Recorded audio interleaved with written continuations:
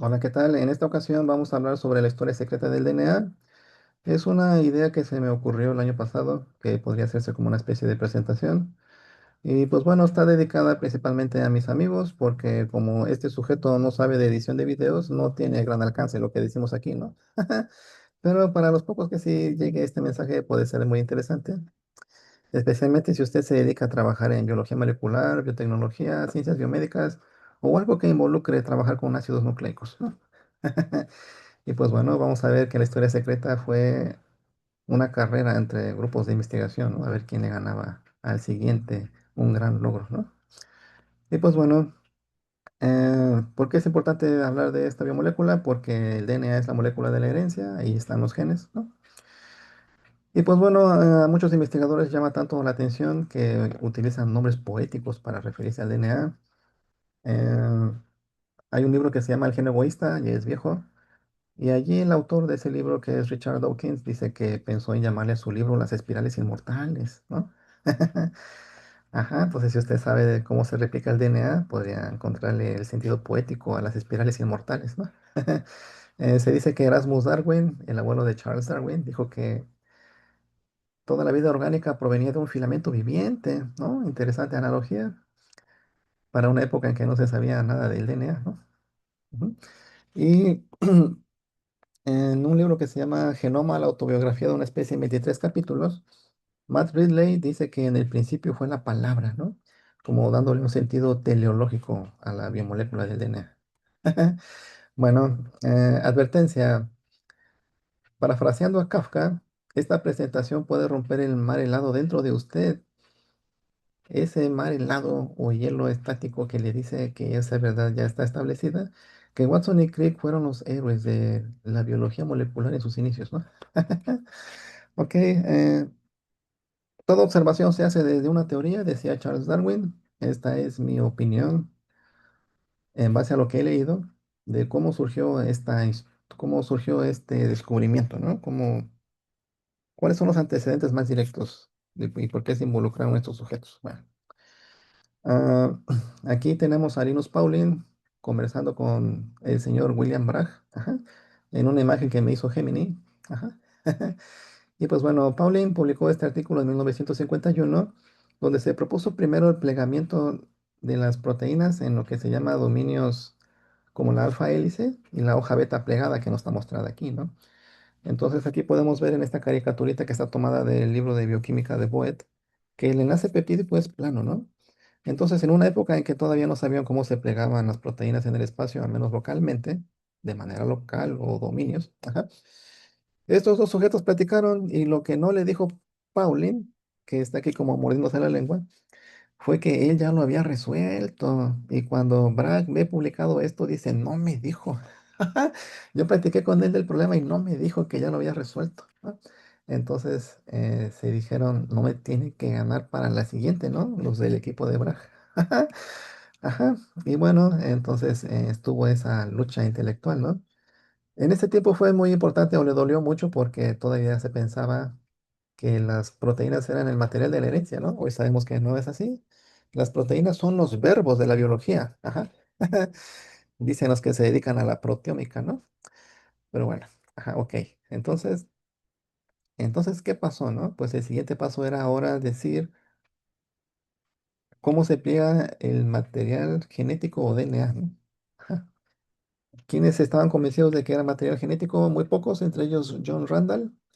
John Randall tenía en su laboratorio trabajando a Raymond Gosling y Gosling trabajando con una muestra que le donó otro investigador de DNA purificado, obtuvo, después de trabajar 90 horas, según sus palabras, el primer patrón de difracción. Él fue el primero que vio ese patrón de difracción característico del DNA. Y ya que tuvieron el patrón o la imagen, había que utilizar unas fórmulas un tanto complejas para convertir eso en una imagen amigable al ojo, ¿no? Entonces Randall dijo, no sé si Gosling va a poder resolver eso trabajando con Wilkins, que era el jefe de su laboratorio directo, ¿no? De Gosling. Ajá.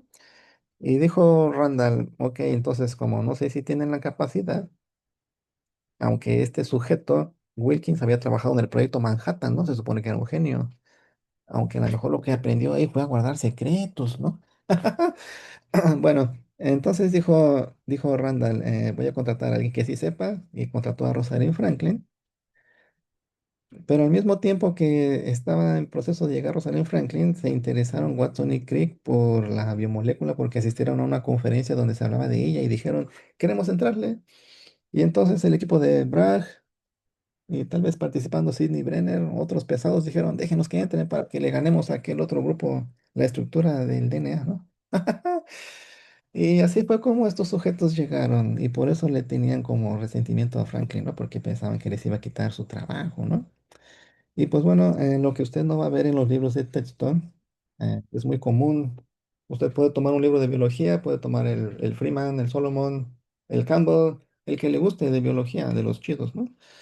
Y va a encontrar la fotografía 51 del DNA, pero lo que no le van a poner en esos libros de texto es la nota al lado de la foto que dice quién tomó la imagen, ¿no? Franklin y Gosling. Cuando llegó Rosalind Franklin, trabajó con Gosling y mejoraron todavía las imágenes de cristalografía y salió la famosa fotografía 51, ¿no? Ajá, y pues bueno, pistas del engaño de que estos sujetos no tenían idea de qué estaban hablando y que solo les estaban dando los datos en seminarios secretos, ¿no? Se publicó hace no mucho tiempo que había seminarios secretos a los que asistían Watson y Crick y no invitaban a Franklin, ¿no? Bueno, una de las pistas es la brevedad. Prácticamente este es el artículo de Watson y Crick. Si usted empieza a leerlo, va a ver que enseguida dice que proponen una estructura que contradice una que propuso Pauling y Corey, ¿no? O Corey, no sé cómo se pronuncia. Entonces, ellos publicaron un modelo equivocado del DNA y lo que se apresuran a decir ellos cuando ya tienen las pistas del trabajo de otros es decir, aquellos están mal y nosotros vamos a ganar, ¿no? Ese es el mensaje de este artículo tan breve. Si tiene tiempo e interés, compárelo con el artículo de Oswald Avery de 1944 y va a ver la extensión, porque ellos sí sabían de qué estaban hablando y qué cosa trabajaron, ¿no? Y pues bueno, es interesante leer algunas historias de la propia palabra de los participantes. Los que saben de biología molecular conocen quién es Arthur Kornberg, el sujeto que descubrió la DNA polimerasa, ujú, y ganó el premio Nobel por ello, ¿no? Y pues bueno, en este artículo que usted puede encontrar libremente en la red, hay una parte muy interesante que dice, sería un error asumir que mi descubrimiento del ADN polimerasa y el mecanismo de la replicación del DNA fuera inspirado por el trabajo de aquel tiempo de Watson y Crick. Él se está deslindando de ellos porque sabe quiénes eran. Unos oportunistas, ¿no? Y él dice aquí, he adoptado el dogma de que la enzimología es la manera más eficiente de comprender los eventos biológicos. ¿Por qué dijo eso? Porque poco después de que publicaron ese artículo, el 25 de abril, ¿no? Que de hecho es el día del DNA y por eso estamos subiendo ahorita este trabajo, ¿no? En estas fechas. Ajá. Bueno, después de que publicaron ese trabajo, Crick se atrevió a decir, el DNA se replica de manera espontánea dentro de la célula. O sea, un proceso que requiere una síntesis específica de nucleótidos va a ser espontáneo. O sea, no tenían ni idea de que existían las enzimas, ¿no? Ujú. Y esos sujetos estaban proponiendo una estructura para una biomolécula tan compleja, ¿no? Ajá. Y pues bueno, entonces Kornberg, muy sutilmente, en mi opinión, aquí está diciendo no me asocien con esos sujetos, ¿no? Y pues bueno, tiene otros comentarios interesantes ese artículo, si lo quiere leer, como que Gertie Cori entendió la importancia del trabajo de Avery, ¿no? Y les dijo que debería leerlo él cuando trabajaba en su laboratorio, ¿no? Y usted nunca va a ver en este artículo del 53 que haya una referencia al trabajo de Avery como justificación para estudiar esta biomolécula, ¿no? De hecho, fue algo de lo que se lamentaron ellos, que nunca citaron su trabajo.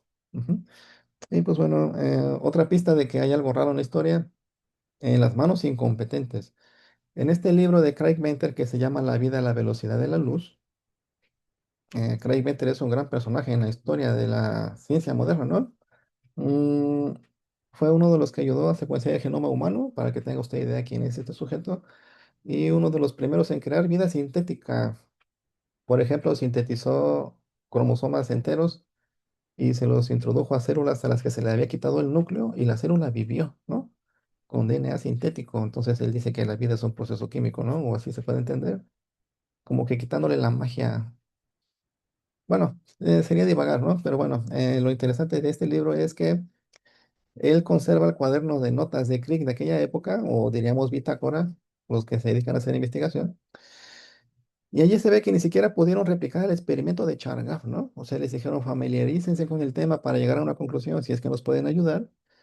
Y dijeron, pues hay que empezar con algo sencillo como la regla de Chargaff. Y ni siquiera pudieron hacer eso, ¿no? De hecho, si usted va rascando en la literatura relacionada a este tema, va a ver que Chargaff llegó a referirse a Watson y Crick como unos payasos, ¿no? Y esos payasos ganaron el premio Nobel y él no. Y le produjo eso mucho resentimiento, ¿no? Y pues bueno, eh, ¿qué más? ¿Qué más? Y la confesión, ¿no? Si a usted no le convence todavía que estos sujetos no tenían idea de qué estaban hablando, puede leer esta nota del periódico El País, ese famoso diario de España, así se llama la nota, se llama Si te dimos una patada fue entre amigos, ajá. Y aquí se rescatan cartas, por ejemplo, cuando se dieron cuenta los jefes de aquellos laboratorios que estaban, perdón, que estaban teniendo reuniones secretas con datos que no eran propios para llegar a conclusiones y que las querían publicar, y eso se llama plagio, les dijeron que dejaran de hacerlo, las autoridades superiores.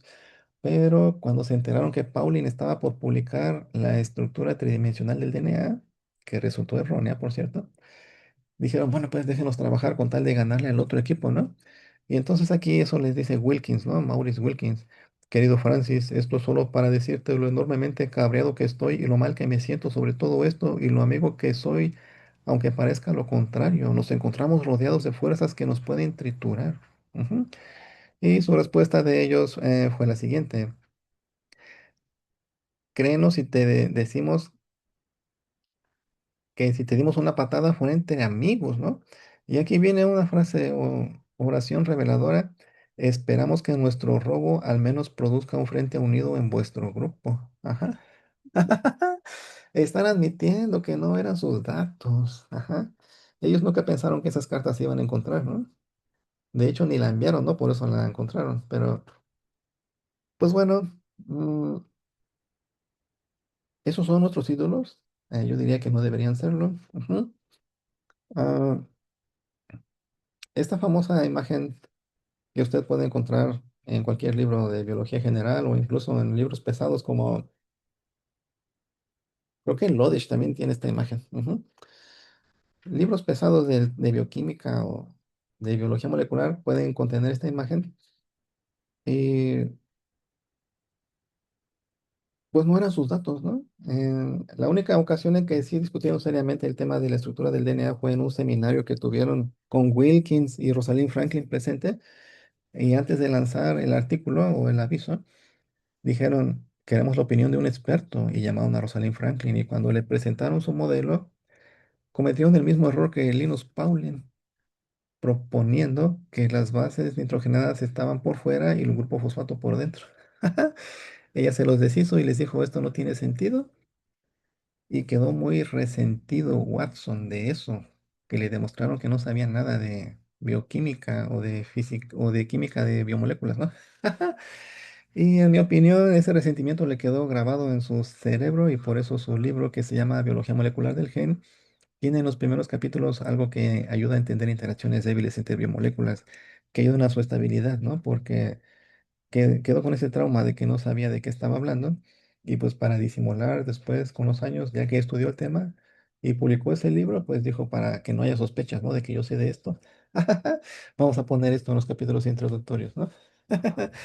Pero bueno, Rosalind Franklin fue despedida, le prohibieron seguir trabajando con el DNA y pues el resto es historia, ¿no? La historia que usted conoce y que ahora yo le estoy diciendo que no es tan exacta como podría pensar, ¿no? Y así como hay premios que se pueden quitar, por ejemplo, Watson falleció el año pasado o este año, bueno, falleció hace poco. Pero antes de fallecer ya lo habían despedido del Cold Spring Harbor, el laboratorio líder a nivel mundial de investigación en biología molecular. por racista lo corrieron, ¿no? Y le quitaron sus títulos honoríficos. Y yo pienso, si pudieron hacer eso, ¿por qué no le quitan el premio Nobel, ¿no? ¿Y por qué habría que hacerlo? Pues aquí dice, ¿no? Fue un robo, fue un robo, pero bueno. Ay, y esta es la verdadera historia del DNA. Entonces, ¿por qué se le adjudicaron a ellos? ¿Por qué otros investigadores pesados no dijeron yo quiero que la gloria caiga sobre mí? Porque muchos todavía no estaban convencidos, ¿no? De que el DNA era la molécula de la herencia. Y pienso yo, tratándome de poner en su lugar y conociendo un poco la comunidad científica, que pensaron esto: si se comprueba que esto fue un plagio, sobre quien va a caer la mancha va a ser sobre unos desconocidos, ¿no? El problema es que cayó la gloria sobre los desconocidos y ladrones de información que no era suya y que tampoco entendían, ¿no? Y pues bueno, con esto me despido. Muchas gracias por su tiempo. Que estén muy bien y si quieren darme algún comentario pueden dejarlo en la parte de comentarios, ¿no? Y si podemos responderlo, se los respondemos. Por ejemplo, para encontrar más literatura, ¿no? Yo he dicho varias cosas que no están en estas fuentes, pero sí existe información donde usted puede ir armando todo este rompecabezas que nos lleva a que Watson y Crick en realidad fueron figuras de papel. Ujú. Y esto va en memoria de Rosalind Franklin